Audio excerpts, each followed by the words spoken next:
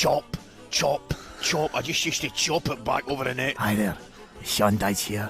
You're listening to the Alan Brazil Sports Breakfast Show. Can't it be a bit AC/DC, man? But the football ground, it's pardon me. I'm saying a mongoose. Yeah, but it's It's like a that. mongoose-like creature. It might be the mongoose, in fact. Marvellous!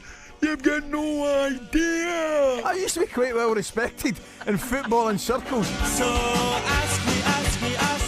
Yeah, it's time for Ask Ali. We're going to put the toughest questions around McCoist over the next few minutes. And we're going to start with Manchester United because, of course, this week Ruben Amorim began work at Old Trafford, or at least at Carrington.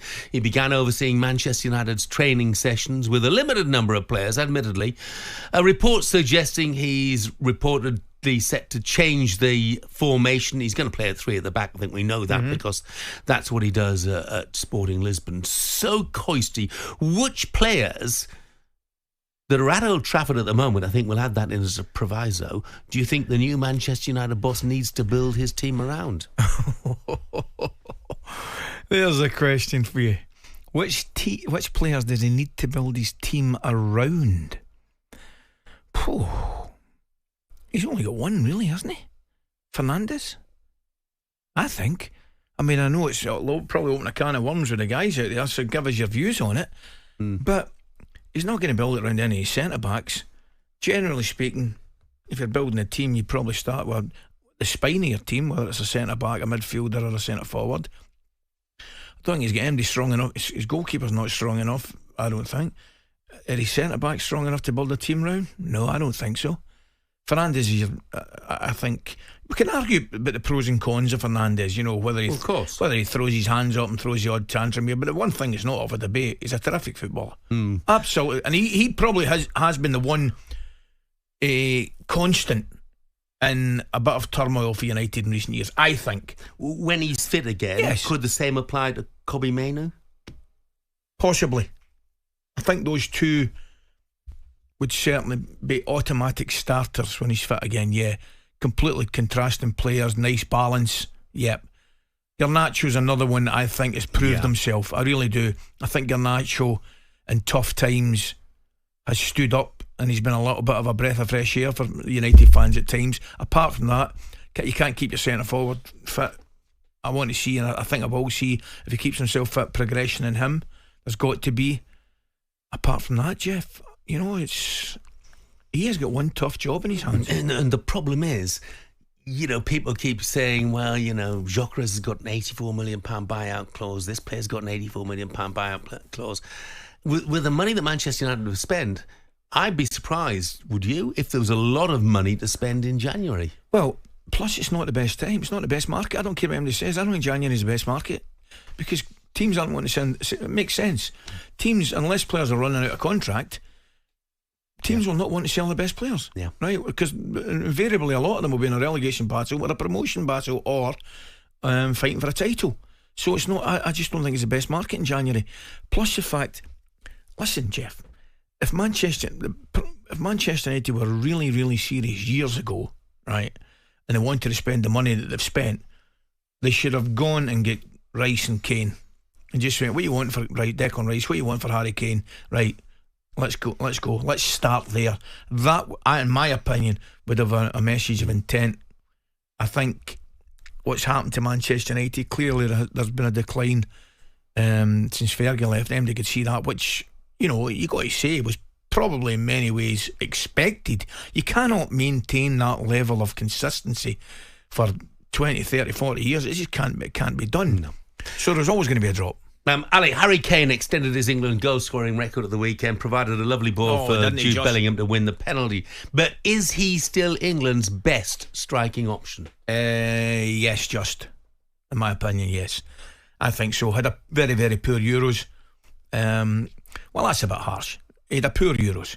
I'm not sure he had a very, very poor. I think by his own standards, he had a poor Euros.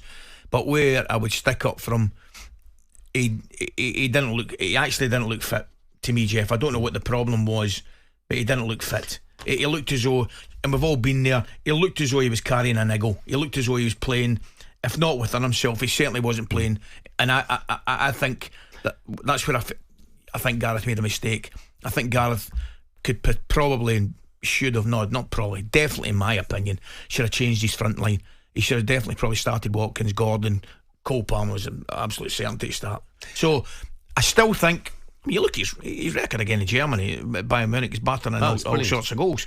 So I think the one thing that he's got now that he hasn't had for years, I definitely think he's got competition for his place. Yeah. If you're Ollie Watkins, you're disappointed to be left out after you've scored in Greece. Absolutely. Private messages released this morning from the IBF heavyweight champion Daniel Dubois, calling out the influencer Jake Paul on Instagram, challenging to a fight. Would you put yourself through watching another Jake Paul fight?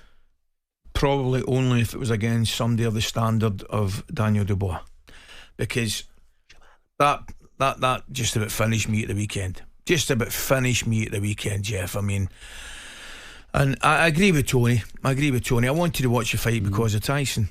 I'm probably still stuck in the late 80s, 90s, thinking, watching Mike Tyson at his fearsome best. You forget he wasn't great at the end of his career as well. Tyson had lost fights that he would never have lost earlier on in his career.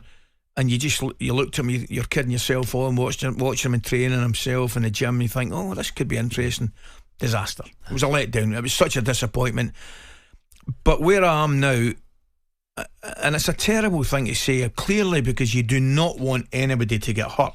That would be an absolute disaster. It would be, right? But I would like to see a proper boxer probably just showing him, look, don't mess about. This is what it's really about. I think we would all watch Daniel Dubois against Jake Paul. Yeah. No question about that.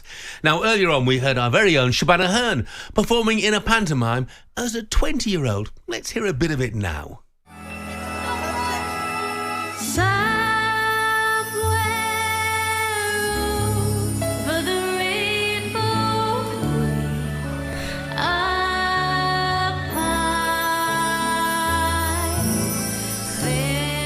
I could listen to that all day. It's really good. What are you giggling at? I'm laughing at the fact I was about to say it's not bad, and it is not bad. Not sure I could listen to it all day. Damned with faint praise. Not it's sure. not bad. I'm sometimes accused of going over the top, Jeff, but I think you went massively over the top when you said you could listen to that all day. So, Ali, yes. Which musical or pantomime role do you think you'd be best in? There's no doubt about it. Absolutely no doubt about it. Okay. I'm the Oliver to your Fagin.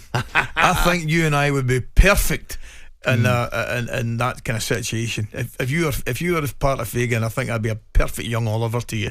Bianca Westwood would tell you that in pantomime I would certainly be in Snow White. I just need 6 others to accompany me.